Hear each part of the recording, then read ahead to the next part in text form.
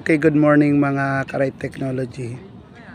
Yan, Lyceum of Alabang. So, ayan kanilang mga seedling. Okay. Ito yung kanilang gulayan.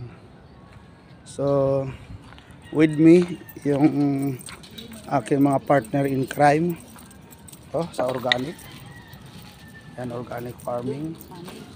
Si Sir Robles. Ito yung pinaka-head ito. Marami na itong nalalaman. Pwede itumba. Pwede na itumba. Si Sir Clyde. So, minamalts namin ito in preparation of the launching this coming 27.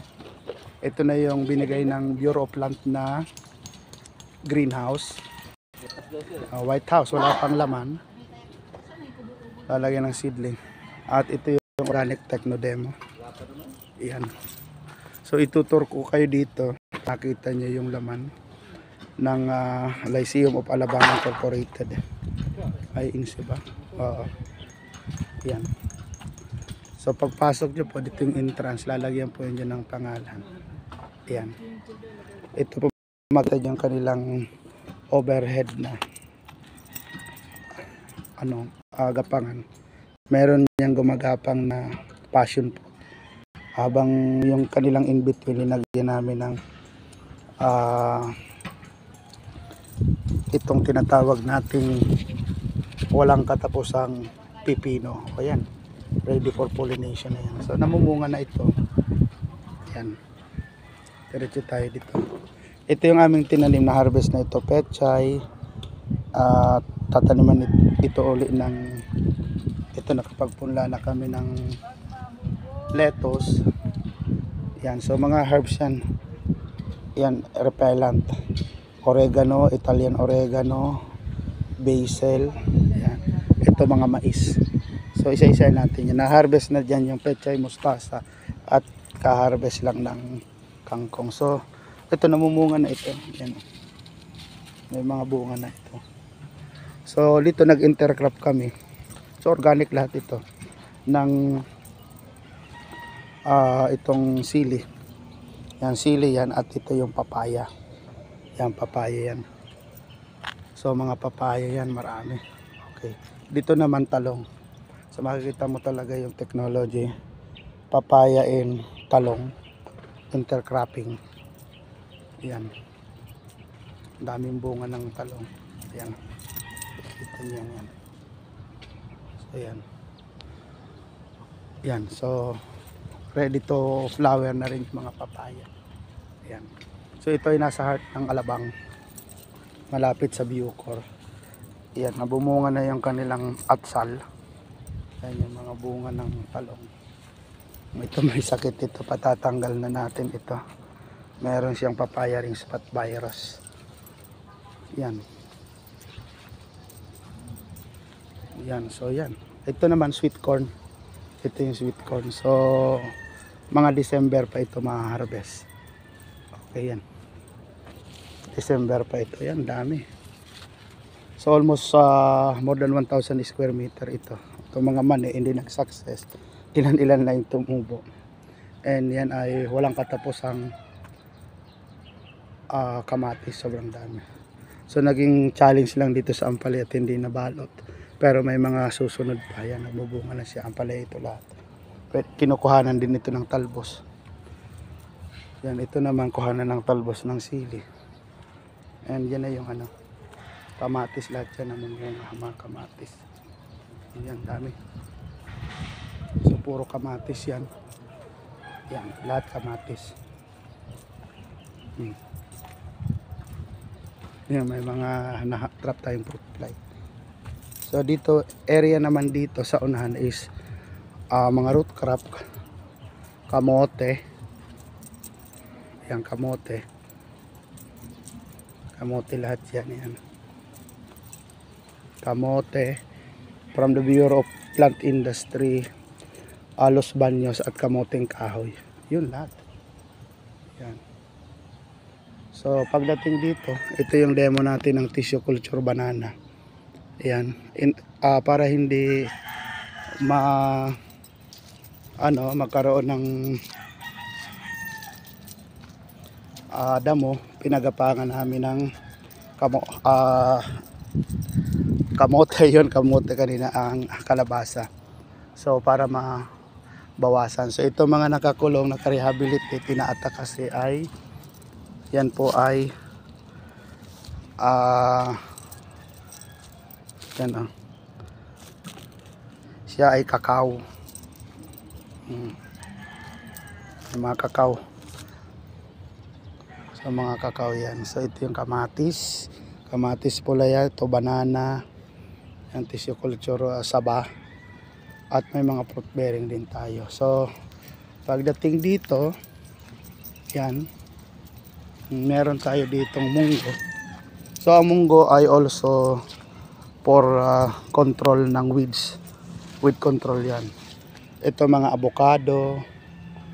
Tingnan niyo ang ganda. So in an early stage you can plant kamatis, sili, talong. Ayan. So yan, ito mga munggo na ito. Mga ilang buwan pa harvest na ito. Yan.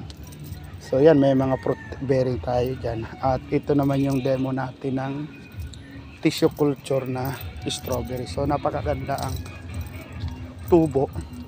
Yan. Ganda ng tubo ng strawberry. Yan, may mga kape. Yan.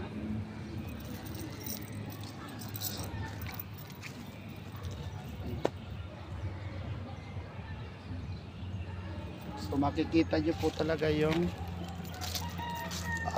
improvement ng isang lugar. In a small space, sabi nga, we can plant as many as variety that we want to plant. Basta tama lang yung kanila pong tawag dito, distribution ng ating pong mga plant. Kasi meron silang tinatawag na shading. Dapat ay naka-intercap ng maayos. Yan. So ito yung mga iba-ibang variety ng ating pong mga strawberry. Yan. So lahat yan, strawberry po lahat yan. Yan. So maganda ang response ng strawberry. Okay. So pagdating dito, yan. Ito po ay for expansion pa yan. Yan, ito mga ano po yan, kamansi. So wala talagang magugutom kung alam natin ang teknolohiya, ang tamang teknolohiya. So itong ating trellis na ito, to protect from rubbing, tataniman din natin ito ng sitaw. So mulberry yung nasa gitnang yun. May sampalok dito na sweet.